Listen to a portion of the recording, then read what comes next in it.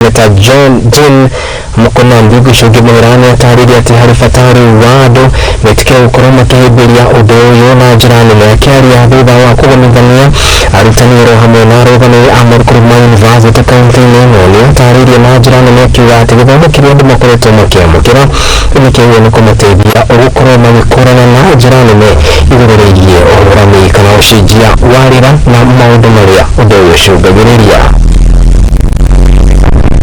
Management is implemented. Now this is, I think, specific. This is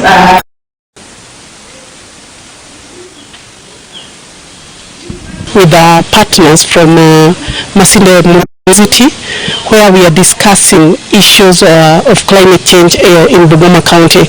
As you realize, climate change is actually a phenomenon that is affecting the world at large, and Bungoma has not been spared. And we have to put our heads together and discuss and see how are we going to do mitigation, how are we going to adapt to issues of climate change in the county. As a county government, we have put legal legislation in place whereby we have the Bungoma County Climate Change. We have the Bungoma County Finance Policy. We have the Bungoma County FAD Act that is really guiding on how climate change is going to be funded in this county. And I think as a county, we have really moved forward on issues climate change. But as a county, we cannot do it on our own.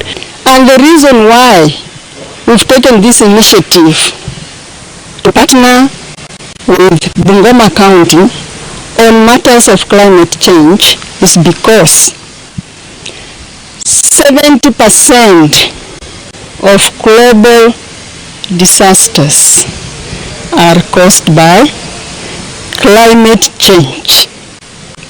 That is in terms of floods, which bring out things like landslides.